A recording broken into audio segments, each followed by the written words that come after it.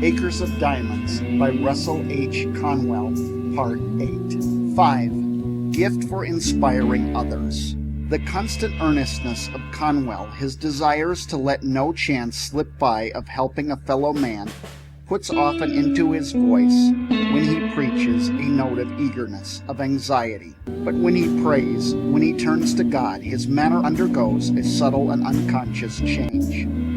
A load has slipped off his shoulders and has been assumed by a higher power. Into his bearing, dignified though it was, there comes an unconscious increase of the dignity. Into his voice, firm as it were before, there comes a deeper note of firmness. He is apt to fling his arms widespread as he prays, in a fine gesture that he never uses at other times. And he looks upward with the dignity of a man who is talking to a higher being, is proud of being friend and confidant. One does not need to be a Christian to appreciate the beauty and fineness of Conwell's prayers. He is likely at any time to do the unexpected, and he is so great a man, and he has such control that whatever he does seems to everybody a perfectly natural thing. His sincerity is so evident, and whatever he does is done so simply and naturally that it is just a matter of course. I remember during one church service, while the singing was going on, that he suddenly rose from his chair and, kneeling beside it on the open pulpit with his back to the congregation, remained in that posture for several minutes. No one thought it strange. I was likely enough the only one who noticed it. His people are used to his sincerities, and at the time it was merely that he had a few words to say quietly to God and turned aside for a few moments to say them. His earnestness of belief in prayer makes him a firm believer in the answers to prayer and, in fact, to what may be termed the direct interposition of providence. Doubtless, the mystic strain inherited from his mother also has much to do with this. He has a typically homely way of expressing it by one of his favorite maxims, one that he loves to repeat encouragingly to friends who are in difficulties themselves, or who know of the difficulties that are his. And this hardening maxim is, trust in God and do the next thing. At one time in the early days of his church work in Philadelphia, a payment of $1,000 was absolutely needed to prevent a lawsuit in regard to a debt for the church organ. In fact, it was worse than a debt. It was a note signed by himself personally that had become due.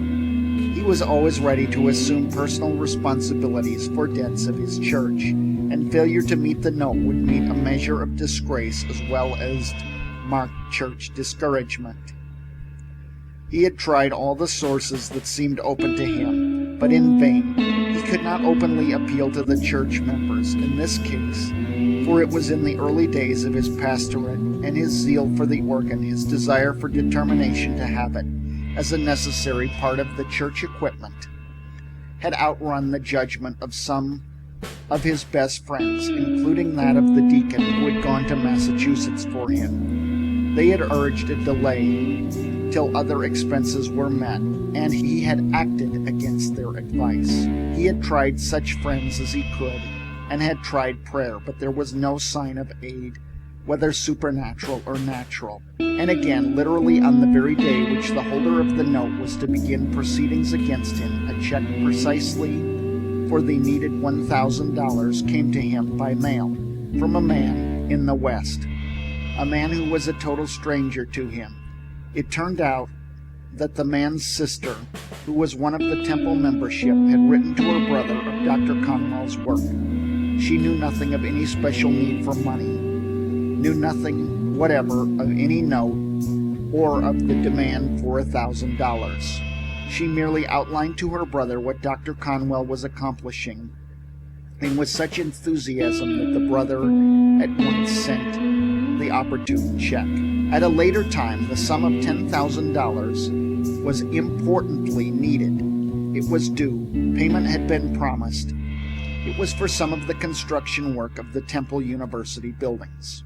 The last day had come, and Conwell and the very few who knew of the emergencies were in the depth of gloom. was too large a sum to ask the church people to make up, for they were not rich, and they had already been giving splendidly of their slender means.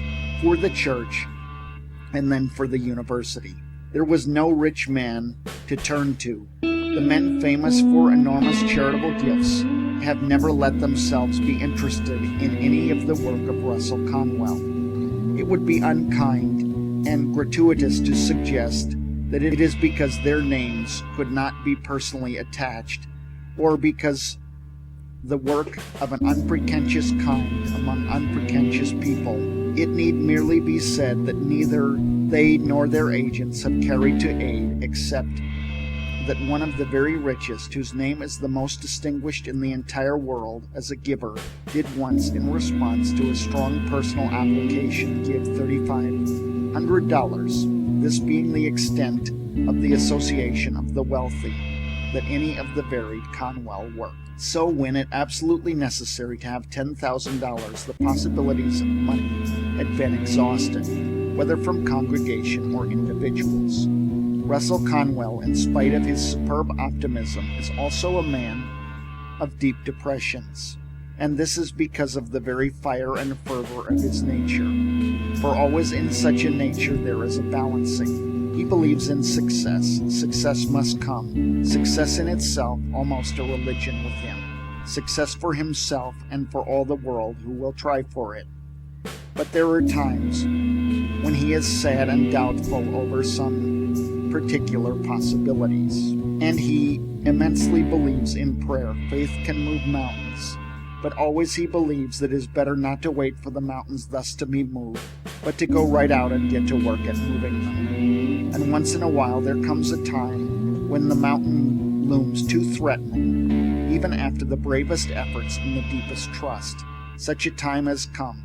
The $10,000 debt was a looming mountain that he tried in vain to move. He could still pray, and he did, but it was one of the times when he could only think that something had gone wrong.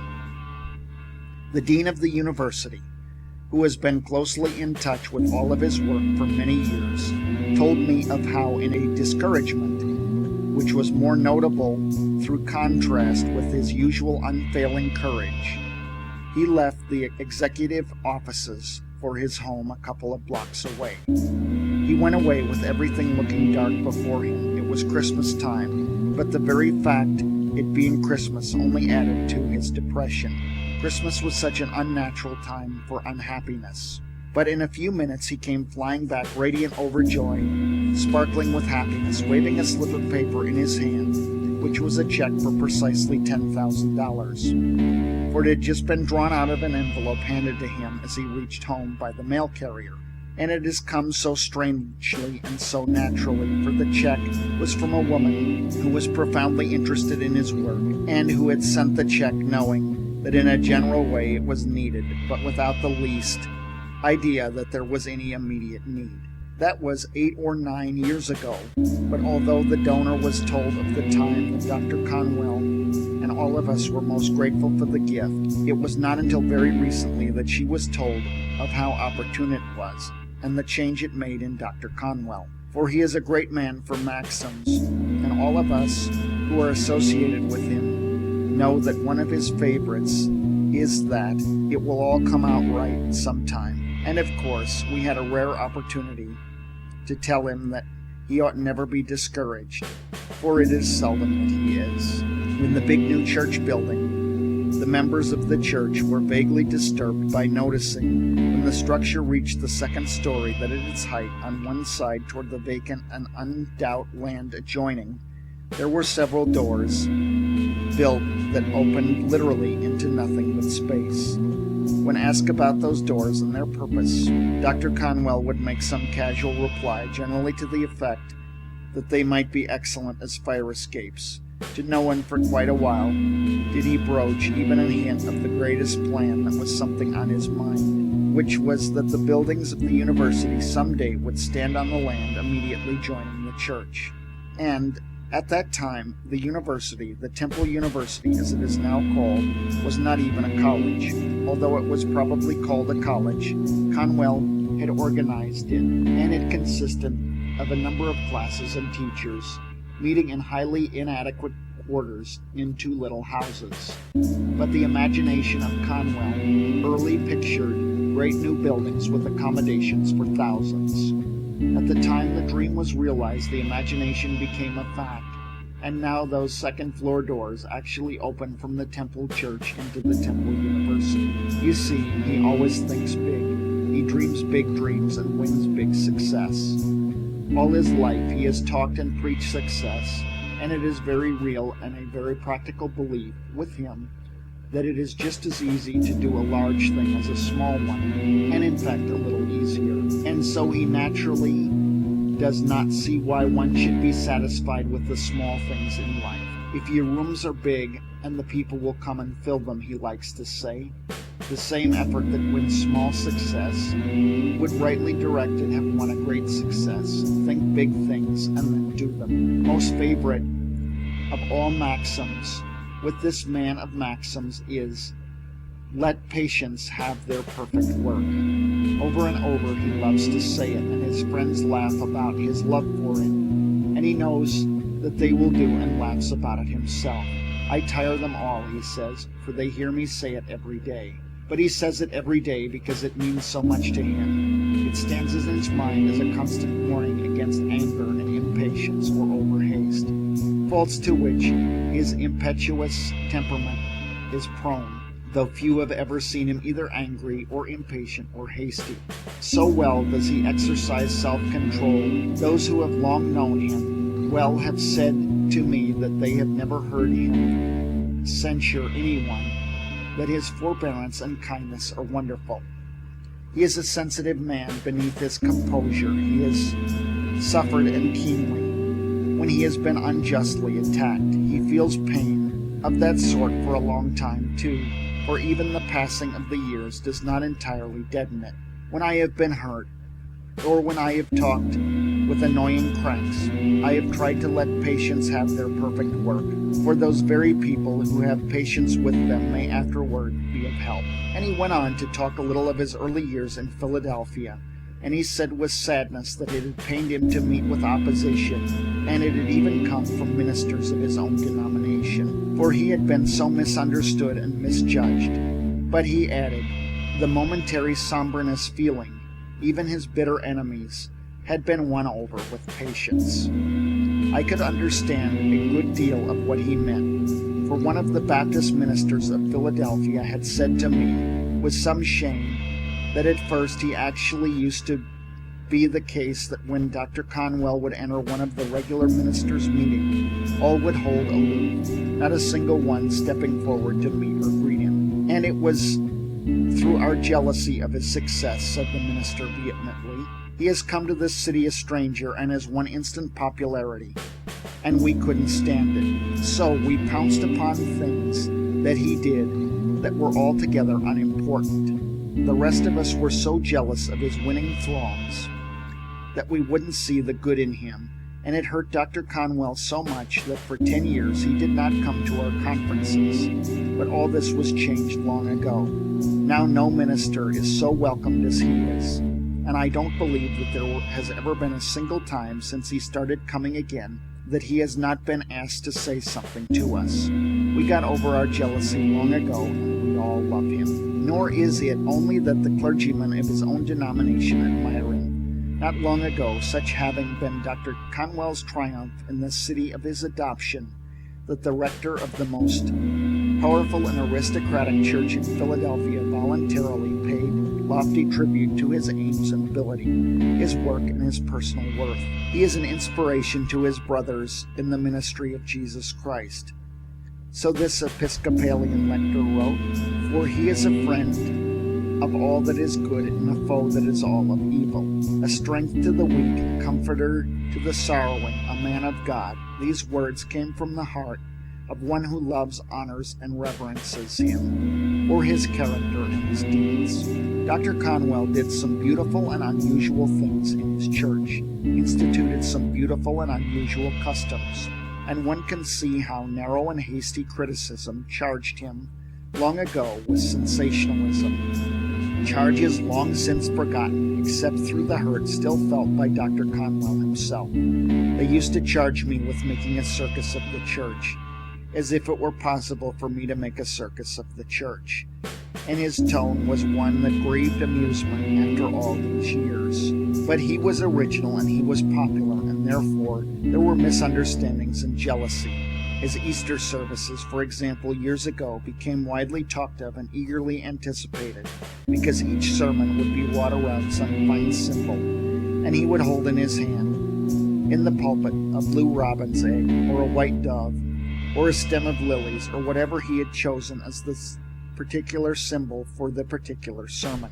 And that symbol would give him the central thought of his discourse, accented as it would be by the actual symbol itself in view of the congregation, the cross lighted by electricity to shine down over the baptismal pool, the little stream of water cascading gently down the steps of the pool during the baptismal rite, the flowers floating in the pool, and his gift of one of them to each of the baptized as he or she left the water. All things did seem long ago so unconventional, yet his own people recognized the beauty and poetry of them, and thousands of Bibles in Philadelphia have a baptismal rose from Dr. Conwell pressed within the pages. His constant individuality of mind, his constant freshness, alertness, brilliancy, warmth, sympathy endear him to the congregation, and when he returns from an absence, they bubble with effervescence over him, as if he were some brilliant new preacher who had just come to them. He is always new to them. Were it not that he possesses some unremarkable quality of charm, he would long ago have become, so to speak, an old story. But instead of that, he is to them always a new story, an always entertaining and delightful story after all these years. That it is not only that they still throng to hear him either preach or lecture, though that himself would be noticeable, but it is the delightful and delighted spirit with which they do it. Just the other evening I heard him lecture in his own church, and just after his return from an absence, every face beamed happily up to him to welcome him back home, and everyone listened so intently to his every word, as if he had never been heard before. And when the lecture was over, a large bouquet of flowers was handed up to him, and someone embarrassedly said a few words about its being because he was home again. It was all that he had just returned from an absence of months, and he had just been away 5.5 days. End of Part 8.